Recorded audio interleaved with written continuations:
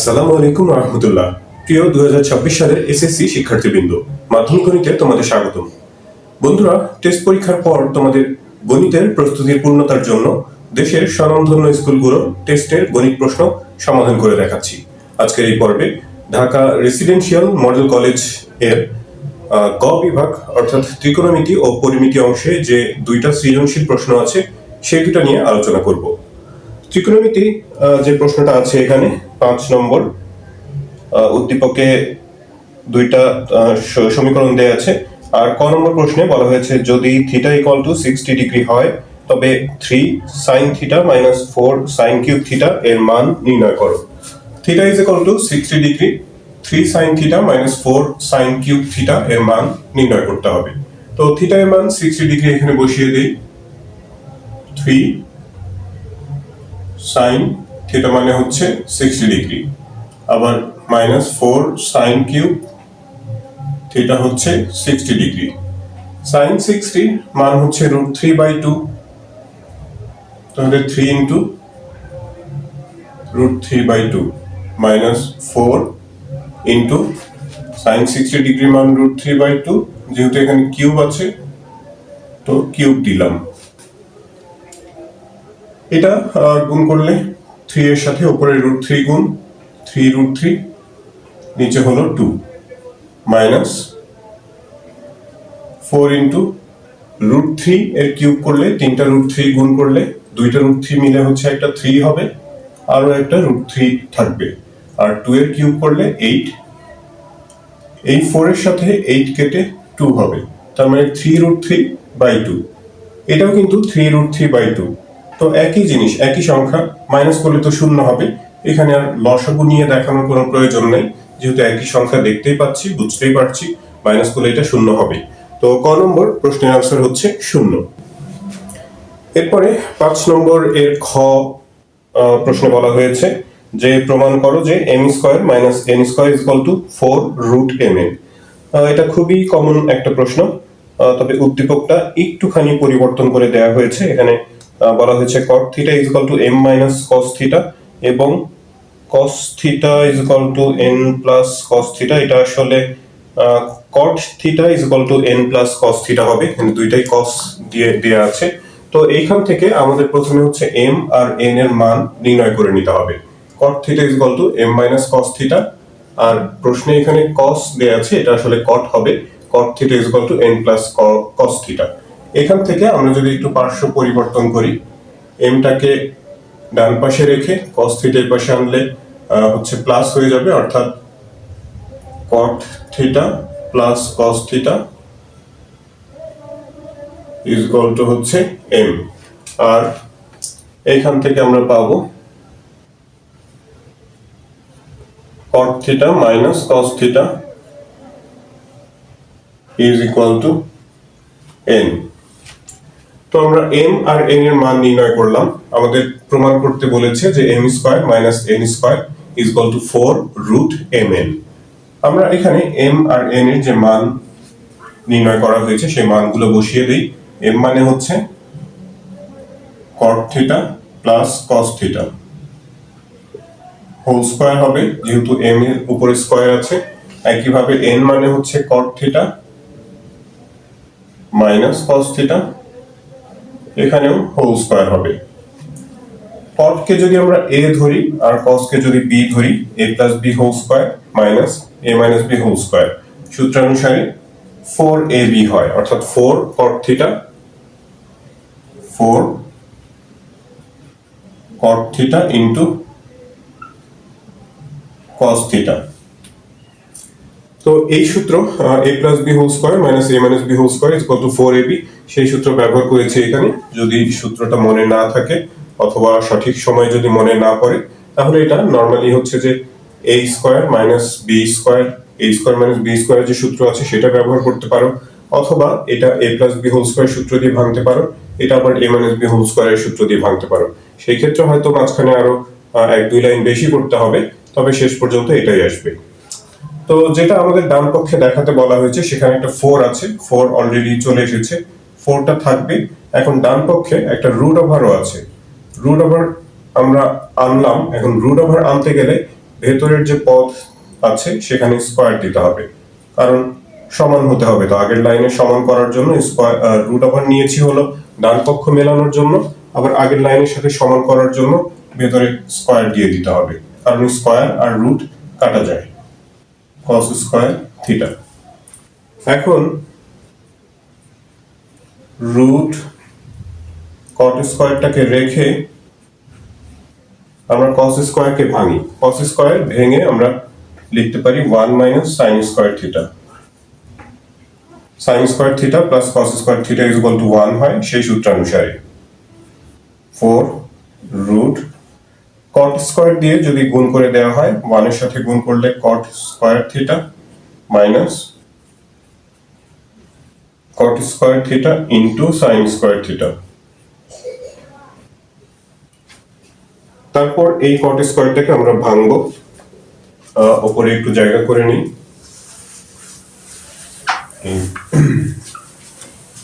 এগুলো তো আর আচ্ছা প্রয়োজন নাই, তারপরে প্রয়োজন হবে মনে হয় গ নম্বরের জন্য। আচ্ছা, সেটা মনে রাখা যাবে। এটার পরের line 4 root cot square theta, cot square theta minus এই cot স্কোয়ারকে ভেঙে আমরা cos square by sine square লিখব। cos square theta by sine square theta into তার পাশে যে আরেকটা সাইন স্কোয়ার থিটা ছিল সেটা। তাহলে এই যে সাইন স্কোয়ার থিটা ওপর নিচ কাটা যাবে, এখানে শুধু cos স্কোয়ার থাকবে, অর্থাৎ cot square theta minus cos square theta. এই স্কোয়ার মাইনাস বি স্কোয়ার এর সূত্র দিয়ে যদি এটাকে আবার বিশ্লেষণ করা হয় তাহলে আমরা পাবো হচ্ছে a প্লাস বি, অর্থাৎ cot theta plus cos theta into a minus b, অর্থাৎ cot theta minus cos theta. এখন cot theta plus cos theta মানে তো m, আর cot theta minus cos theta মানে হচ্ছে n। তো এটাই আমাদের দেখাতে বলা হয়েছে। এটা ডান পক্ষের সমান হয়ে গেছে। আমরা শেষে লিখে দেব যে ডান পক্ষ বাম পক্ষ সমান সমান ডান পক্ষ, বা left hand side is equal two right hand side প্রমাণিত। ত্রিকোণমিতির শেষ প্রশ্নটা 5-এর গ, বলা হয়েছে যে m by n is equal to 2 plus root 3 by 2 minus root 3, এরকম একটা সমীকরণ দেয়া আছে, এবং বলা হয়েছে থিটার সূক্ষ্মকোণ হলে tan থিটা এর মান নির্ণয় করো। এই সমীকরণটা দেয়া আছে। m আর n এর মান আমরা খ নম্বরে বের করেছিলাম। m মানে হচ্ছে cot theta plus cos theta, আর n মানে হচ্ছে cot theta minus cos theta, cot theta minus cos theta. তো m আর n এর মান বসিয়ে দেওয়া হয়েছে, ডান পাশে যা ছিল তাই। এটাকে যোজন বিয়োজন করলে অঙ্কটা ছোট হয়ে যাবে।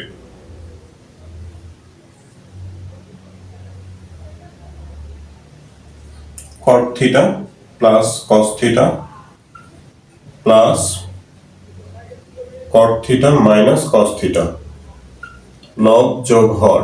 এখন লব বিয়োগ হর, লব বিয়োগ, বিয়োগের পর এখানকার এই যে চিহ্ন পরিবর্তন হয়ে যাবে, cot থিটা এটা প্লাস হয়ে গেল cos থিটা।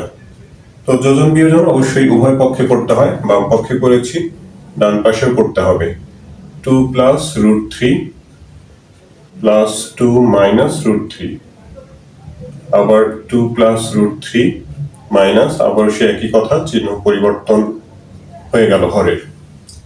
এইখানকার রুট 3 আর নিচের হলো 2 কাটা যাবে, বাম দিকে cos থিটা কাটা যাবে উপরে, নিচে cot থিটা কাটা যাবে। তাহলে এখানে থাকবে হচ্ছে 2টা cot থিটা,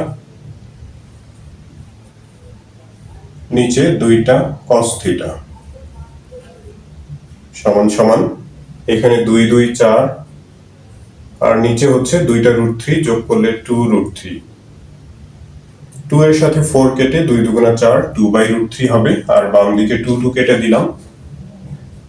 এখানে যে cot থিটা আছে, cot থিটাকে আমরা লিখতে পারি cos theta by sin theta, আর তার সাথে cos থিটা যে এটা ভাগ অবস্থায় ছিল সেটাকে আমরা একই সাথে গুণ চিহ্ন দিয়ে উল্টিয়ে দেব, cos থিটা উল্টে গিয়ে হবে 1 বাই cos থিটা।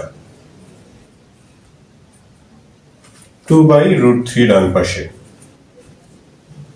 এখানে cos থিটা কাটা যাবে, cos থিটা কাটা গেলে এখানে 1/sin থিটা থাকবে। 1/sin থিটা মানে হচ্ছে কোসেক থিটা, কিন্তু কোসেকের মানটা কিছুটা অপরিচিত। যদি করতে চাও কোসেক থিটা দিয়ে 2/√3 কোসেক 60 ডিগ্রির মান, তো সেটা করতে পারো। আবার এভাবে করতে পারো, আমরা যদি এটাকে উল্টিয়ে দেই 1/sin থিটা উল্টে গেলে sin থিটা হবে, sin থিটা, সেক্ষেত্রে ডান পাশে উল্টিয়ে দিতে হবে √3/2। √3/2 হচ্ছে sin 60 ডিগ্রির মান, দুই পাশ থেকে sin বাদ দিলে থিটা এর মান পাওয়া যাবে 60 ডিগ্রি।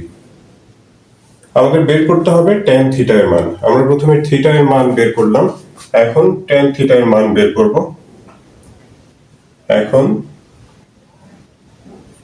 tan থিটা এর মান বের করতে বলেছে। থিটা যেহেতু আমরা বের করেছি 60 ডিগ্রি, তার মানে tan 60 ডিগ্রি, আর tan 60 ডিগ্রির মান হচ্ছে √3। তো এই হচ্ছে গ নম্বর প্রশ্নটার আনসার। এবারে পরিমিতির অংশ থেকে যে প্রশ্নটা আছে, প্রশ্নের নাম্বার হচ্ছে 6। বেশ কমন প্রশ্ন, তবে মানে দুইটা বড় প্রশ্ন এখানে খ আর গ তে দেয়া আছে। আবার ক নম্বরে একটা যে প্রশ্ন দেওয়া আছে সেটাও বেশ আনকমন। তার চেয়ে বড় কথা হলো একটু বড়ই হয়ে যায়, একটু বেশ আনকমনই ক নম্বর হিসাবে। তো যাই হোক, এখানে বলা হয়েছে যে একটা সুষম ষড়ভুজের ক্ষেত্রফল হচ্ছে 54√3 বর্গ সেন্টিমিটার হলে ষড়ভুজটির পরিসীমা নির্ণয় করো। ষড়ভুজ মানে হচ্ছে যার 6টা বাহু আছে, সুষম ষড়ভুজ, অর্থাৎ 6টা বাহুই পরস্পর সমান। ক্ষেত্রফল দেয়া আছে 54√3 বর্গ সেন্টিমিটার। ষড়ভুজটার পরিসীমা বের করতে হবে, অর্থাৎ 6 বাহুর সমষ্টি বের করতে হবে। তো তার জন্য একটা বাহু কত সেন্টিমিটার সেটা আগে আমাদের জানতে হবে, তো বাহুর দৈর্ঘ্য জানতে হবে। তো বহুভুজের ক্ষেত্রফলের একটা সূত্র আমরা জানি, সেই সূত্র ব্যবহার করে আমরা প্রথমে হচ্ছে এক বাহুর দৈর্ঘ্য বের করব, তারপরে ষড়ভুজের পরিসীমা বের করব। ষড়ভুজের ক্ষেত্রফল দেয়া আছে,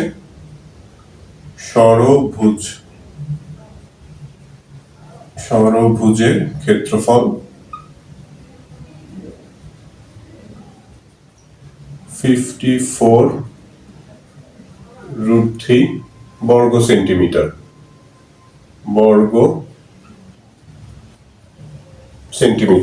মানটা হ্যাঁ ঠিকই লিখেছি, ষড়ভুজের ক্ষেত্রফল এটা। এখন সূত্র মতে ষড়ভুজের ক্ষেত্রফল হবে হচ্ছে, এখানে আমি n এর জায়গাতে একেবারে হচ্ছে 6 লিখে দেই, যেহেতু ষড়ভুজ 6a²। এক বাহুর দৈর্ঘ্য a, এটা আগে লিখে নিতে পারো যে মনে করি ষড়ভুজের প্রত্যেক বাহুর দৈর্ঘ্য হচ্ছে a, সেটা ধরে নিলে ভালো হয়। সূত্র na²/4 cot 180 degree by n, n মানে হলো 6। ডান পাশে 54√3, আমরা এখান থেকে a এর মান বের করব। 6/4 2 দিয়ে অবশ্য কাটা যায়, কাটছি না এখন। 180 কে 6 দিয়ে ভাগ করলে হচ্ছে 318, 30 cot 30 degree equal to 54√3। cot 30 ডিগ্রির মান হচ্ছে √3।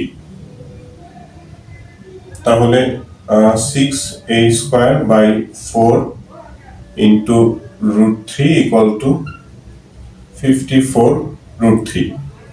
এই স্কোয়ারটাকে এই পাশে রেখে বাকি সব ডান পাশে নিয়ে যাই। 6√3 এখানে ওপরে আছে, তার মানে গুণ, সেটা ভাগ হয়ে যাবে। 54√3 এর সাথে 6√3 ভাগ, আর এই 4টা এখানে ভাগ ছিল, সেটা এই পাশে এসে গুণ হবে, অর্থাৎ ওপরে।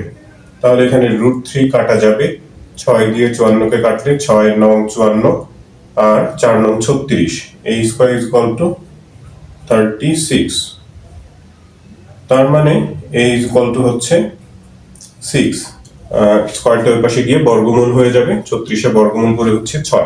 তার মানে ষড়ভুজের এক বাহুর দৈর্ঘ্য হচ্ছে 6 সেন্টিমিটার। আমাদের বের করতে হবে পরিসীমা।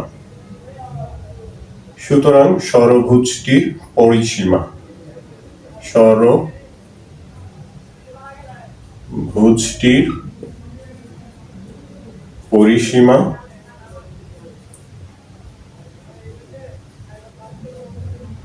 পরিসীমা হচ্ছে যেহেতু 6টা বাহু, 6 গুণ এক বাহু হচ্ছে 6, 6 দিয়ে এক বাহুর দৈর্ঘ্যকে গুণ করলে 6 বাহুর মোট দৈর্ঘ্য পাওয়া যাবে, সেটা হবে হচ্ছে 6 6 36 সেন্টিমিটার। এই হচ্ছে ক নম্বর প্রশ্নটার আনসার। এবারে খ নম্বর প্রশ্নে বলা হয়েছে যে ট্রাপিজিয়ামের ক্ষেত্রফল নির্ণয় করো। উদ্দীপকে ট্রাপিজিয়ামের কথা যা দেয়া আছে, একটা ট্রাপিজিয়ামের সমান্তরাল বাহু দুইটার দৈর্ঘ্য যথাক্রমে 61 সেন্টিমিটার আর 41 সেন্টিমিটার, অপর বাহু দুইটির দৈর্ঘ্য যথাক্রমে 25 সেন্টিমিটার ও 15 সেন্টিমিটার। তো 4টা বাহুর দৈর্ঘ্য দেয়া আছে ট্রাপিজিয়ামের। আমরা পাশে একটা ট্রাপিজিয়াম এঁকে তারপরে বোঝার চেষ্টা করি। ট্রাপিজিয়াম যার হচ্ছে একজোড়া সমান্তরাল বাহু থাকে, এই ধরে নিচ্ছি যে এটা হচ্ছে একটা ট্রাপিজিয়াম। এটার সমান্তরাল বাহু দুইটার দৈর্ঘ্য দেয়া আছে হলো 61 আর 41। নিচের বাহুটা বড়, এটাকে আমরা 61 ধরি, আর উপরে এটা হচ্ছে 41। আর বাকি দুইটা বাহুর দৈর্ঘ্য 25 আর 15 দেয়া আছে। আমি ইচ্ছা করে এভাবে এঁকেছি কারণ এটা যেন একটু বড় হয়। যেটা বড় সেটা হলো 25 আর অন্যটা 15। অঙ্কনটা এখানে আসলে মানে বড় কোনো ব্যাপার না, তারপরে একটু চোখের দেখাতে দেখতে যেন ঠিকঠাকই মনে হয় সেই হিসাবে একটু আঁকলাম। ABCD ট্রাপিজিয়ামটা। এখন ট্রাপিজিয়ামের ক্ষেত্রফল নির্ণয় করতে গেলে আমরা সূত্র জানি যে half into a plus b into h. a plus b মানে হচ্ছে সমান্তরাল বাহু দুইটা, সমান্তরাল বাহু দুইটা এখানে দেওয়া আছে, এইচ দরকার, a plus b into h. H মানে হচ্ছে যে সমান্তরাল বাহু দুইটার লম্ব দূরত্ব। এই যে এখান থেকে যদি একটা লম্ব আঁকা হয়, যে দূরত্বটা পাবো সেটা হলো এইচ, অথবা এখান থেকেও আঁকতে পারি, একই কথা। যে কোনো এক জায়গা থেকে মানে এই দুইটা বাহুর মধ্যবর্তী যে লম্ব দূরত্ব সেটাই হচ্ছে এইচ। সেই মানটা জানা দরকার ক্ষেত্রফল বের করতে গেলে। এখন সমস্যা হচ্ছে সেই একটা মান মাত্র নাই, তো যার কারণে এই একটা মান বের করতে গিয়ে আমাদের হচ্ছে বেশ বড় সড়ো একটা অঙ্ক করতে হবে। যেহেতু এই চিত্রের সাপেক্ষে আমরা অঙ্কটা করব, আমরা চিত্রে একটু বিবরণ দিয়ে নেব। আচ্ছা, বিবরণটা আমি এখানে না লিখে একটু মুখে মুখে বলে দিই যে মনে করি ABCD একটি ট্রাপিজিয়াম যার AB সমান্তরাল CD এবং AB is equal to 61 centimetre, CD is equal to 41 centimetre, AD is equal to 25, BC is equal to 15 centimetre. বাহুগুলোর যেটার দৈর্ঘ্য যা সেগুলো একটু নাম সহ উল্লেখ করে দেবে। এরপরে হচ্ছে আমরা ডি বিন্দু আর সি বিন্দু থেকে এই AB এর উপরে দুইটা লম্ব আঁকবো। ধরা যাক যে এটা হলো EDE আর CF, লম্ব আঁকলাম এবং এই লম্বের দূরত্ব ধরে নিলাম উচ্চতা, এটাকে আমরা H ধরে নিলাম। আর আরো একটা জিনিস ধরবো, সেটা হচ্ছে যে A থেকে E পর্যন্ত এই দূরত্বটাকে আমরা X ধরে নিলাম। এখন এতটুকু যদি X হয়, এই সম্পূর্ণটা হচ্ছে 61 A থেকে B পর্যন্ত, তার মধ্যে এতটুকু যদি X হয়, এখান থেকে DE আর CF যেহেতু লম্ব আঁকা হয়েছে, তো তাহলে এই CD মানে এই মাঝখানের এই অংশটা, এটা একটা আয়তক্ষেত্র তৈরি হবে। আয়তক্ষেত্র হলে এই যে এই অংশটুকু মাঝখানের এই EF, এই অংশটুকু 41 হবে, অর্থাৎ উপরের বাহুর সমান। তো তাহলে এতটুকু 41, এই পাশেরটাকে যদি X ধরি, তাহলে BF টা কত হবে? সম্পূর্ণ 61 থেকে 41 আর X মাইনাস 61 থেকে 41 মাইনাস করলে 20, আরো X মাইনাস করলে 20 মাইনাস X, অর্থাৎ এই যে এই BF এতটুকু হবে হচ্ছে এই BF, আমি একটু এখানে তীর চিহ্ন দিয়ে লিখে দেই, এটা হবে হচ্ছে 20 মাইনাস X। এই কথাগুলো আমাদের বিবরণে লিখতে হবে। যে আচ্ছা, প্রথমে যে চিত্রের বিবরণের কথা বলেছিলাম সেটা কিন্তু দিতে হবে। এরপর ডি ও সি বিন্দু হতে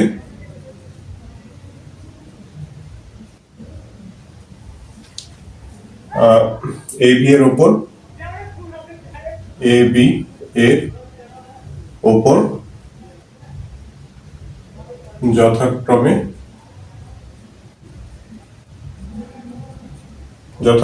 DE ও CF লম্ব আঁকি।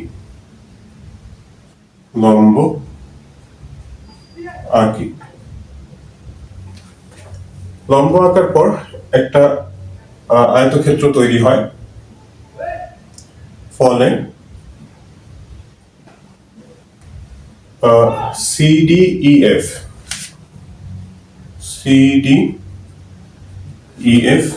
একটি আয়ত। এটা যদি আয়ত হয় তাহলে EF বাহু, এটা হচ্ছে CF এর CD এর সমান হবে, অর্থাৎ 41 সেন্টিমিটার। এবারে আমরা মনে করি বা ধরি এই যে লম্বগুলো, একটা হচ্ছে DE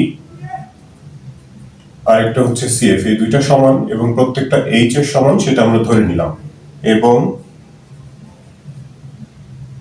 AE এটাকে ধরলাম হচ্ছে X। তাহলে ওই যে ওই পাশে BF সেটা কি হবে? BF সেটা হচ্ছে সম্পূর্ণ AB, অর্থাৎ 61 থেকে মাইনাস করতে হবে এই X, আর এই যে মাঝখানে অংশ হলো 41, এই দুইটার যোগফল X প্লাস 41। তো এখানে ব্র্যাকেট তুলে দিলে এটা 41 মাইনাস হয়ে যাবে। 61 থেকে 41 মাইনাস করলে 20 আর মাইনাস X সেন্টিমিটার। এগুলো সবগুলোতে সেন্টিমিটার একক লিখে দিলে ভালো হয়, সেন্টিমিটার সেন্টিমিটার সব। তো এইবারে মান, মানে আমরা আমাদের উদ্দেশ্য হচ্ছে H এর মানটা বের করা। H এর মান বের করার জন্য প্রথমে এখন আমরা করব কি, যে এই পাশের যে ত্রিভুজটা, এটা একটা সমকোণী ত্রিভুজ, যেহেতু DE হচ্ছে লম্ব, তো সমকোণী ত্রিভুজ, এখানে পিথাগোরাসের সূত্র অ্যাপ্লিকেবল। পিথাগোরাসের সূত্র ব্যবহার করে আমরা একটা সমীকরণ গঠন করব। নাম্বারটা মুছে ফেলেছি, খ নম্বর হচ্ছে এটা। ত্রিভুজ ADE হতে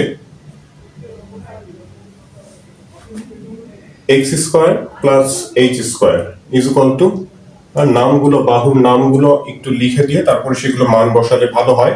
তবে একে তো এটা বড় অঙ্ক, তারপর হচ্ছে আমি একটু শর্টকাট করার চেষ্টা করছি, ভিডিওটা যেন খুব বেশি দীর্ঘ না হয়ে যায়, সেই কারণে। তোমরা নাম লিখে নেবে প্রথমে, AE square plus DE square is equal to AD square, পিথাগোরাসের সূত্র অনুসারে যা হয়। আমি তা না লিখে সেগুলোর যা মান আমরা ধরে নিয়েছি সেগুলো লিখলাম, সেটা লিখলাম 25 স্কয়ার। 25 স্কয়ার করলে হচ্ছে 625 হয়, 625। এটাকে একটা সমীকরণ নাম্বার দিয়ে রাখি। এবার আবার ডান পাশে আরো একটা ছোট্ট সমকোণী ত্রিভুজ আছে, এটা BCF। সেই ত্রিভুজ থেকে আরো একটা সমীকরণ আমরা বের করার চেষ্টা করি। আবার ত্রিভুজ BCF হতে h স্কয়ার প্লাস এই যে এইটুকু BF, এইটুকু হচ্ছে 20 minus x, h square plus 20 minus x whole square is equal to হচ্ছে, অতিভুজ হলো 15, ওখানে 15 স্কয়ার। h স্কয়ার প্লাস, এটাকে ভাঙতে গেলে a minus b whole square সূত্র দিয়ে ভাঙতে হবে, a square minus 2 into a into b plus b square. 15 square করলে হবে 225। তারপরে একটু সাজিয়ে লিখি যে h square plus x square, আমরা একটু সাজিয়ে লিখি, x স্কয়ারটা আগে লিখলাম, প্লাস h স্কয়ার 20 স্কয়ার করলে হচ্ছে 400 মাইনাস, এখানে 20 দুগুণে 40 x, ডান দিকে হচ্ছে 225। x square plus h square, এই যে 1 নম্বর সমীকরণে x স্কয়ার প্লাস h স্কয়ারের মান আমরা বের করেছি হচ্ছে 625। সেই মানটা এখানে বসিয়ে দিই, 625 যোগ 400, এই 225 সেটাকে বাম পাশে নিয়ে আসি, তাহলে বিয়োগ হয়ে যাবে, আর মাইনাস 40x সেটাকে ডান পাশে নিয়ে গেলে হচ্ছে সেটা পজিটিভ হয়ে যাবে। এখানে 625 আর 400 যোগ 625 এর সাথে 400 যোগ বিয়োগ করতে হবে, 225, তাহলে হবে 800। সেটাকে এখন আবার পার্শ্ব পরিবর্তন করে লিখি। 40x = 800, তার মানে x = 40 ওপাশে গিয়ে ভাগ হয়ে যাবে 20। x হচ্ছে 20। x এর মান বের হয়েছে, না আমাদের তো x এর মান আসলে প্রয়োজন না, প্রয়োজন হলো h এর মান। এখন এই সমীকরণে যদি x এর মান 20 সেটা বসিয়ে দেওয়া হয়, তারপরে হিসাব করে আমরা h এর মান পাবো। তো এই অংশটুকু মুছে দিচ্ছি এখন। x এর মান হচ্ছে 20, সেটা খেয়াল রাখতে হবে।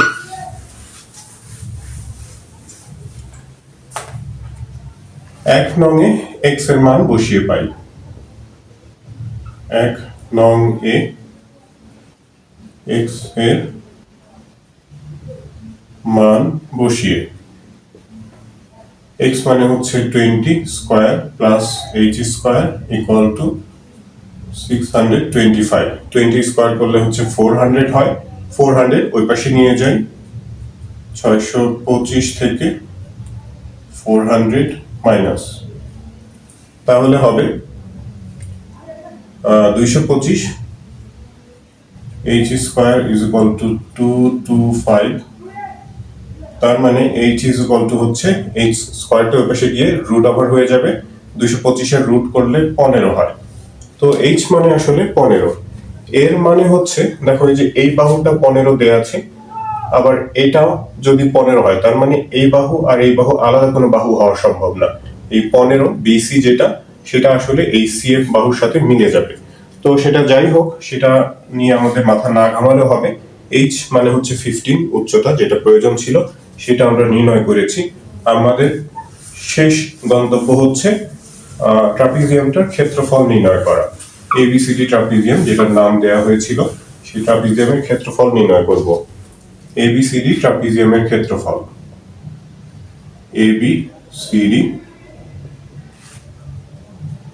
ট্রাপিজিয়ামের ক্ষেত্রফল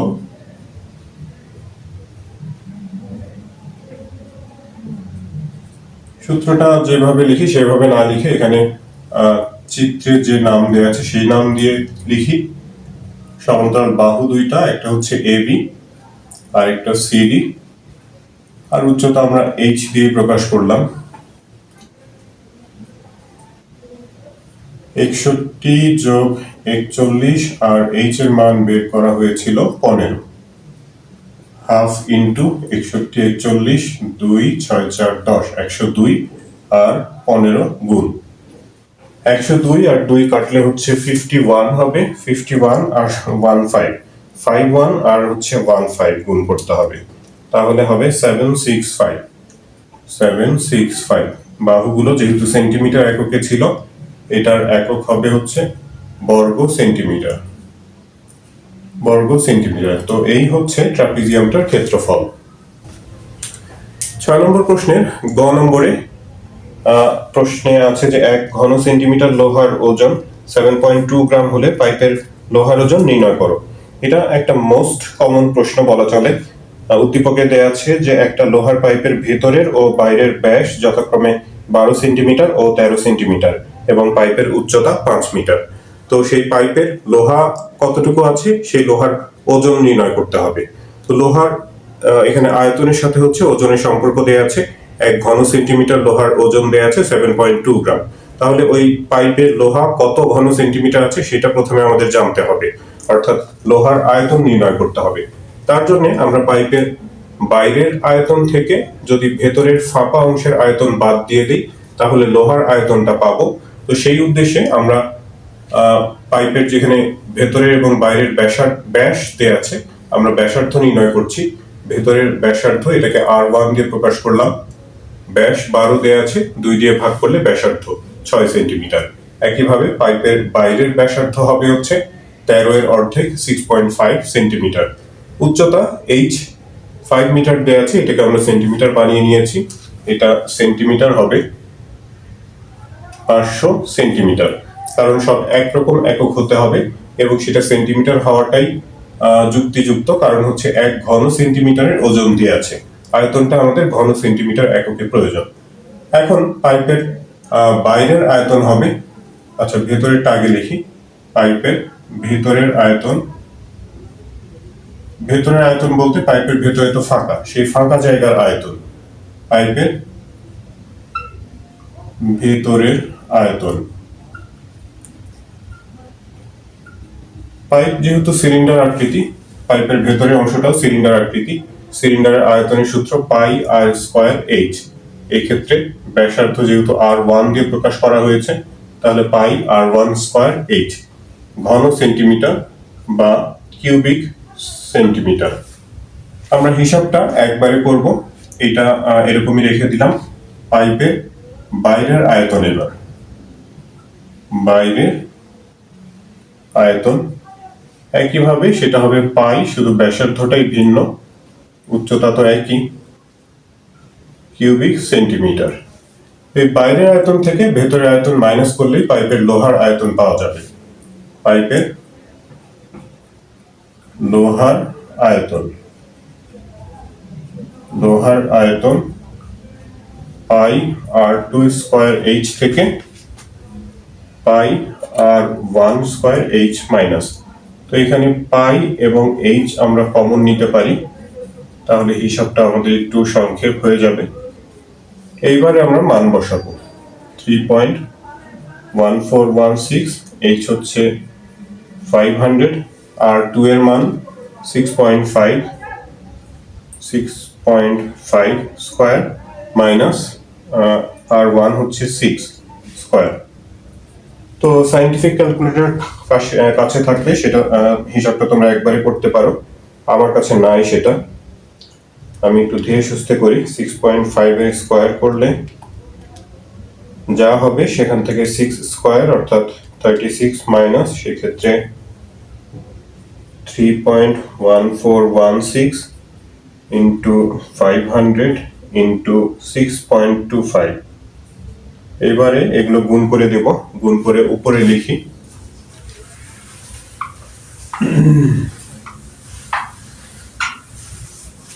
পাইপের লোহার আয়তন বের করছি, এরপর সেই আয়তন ব্যবহার করে আমরা পাইপের লোহার ওজনটা বের করব।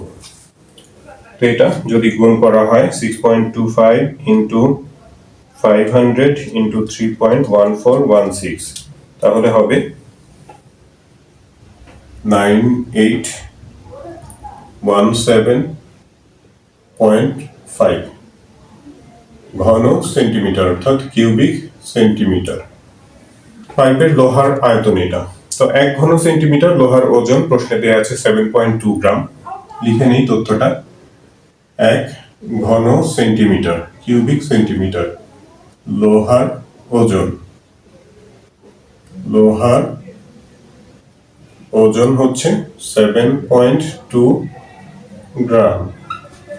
তাহলে আমরা যে আয়তনটা বের করেছি 9817.5 কিউবিক সেন্টিমিটার লোহার ওজন, গুণ করে দিতে হবে 9817.5 ইন্টু 7.2 গ্রাম।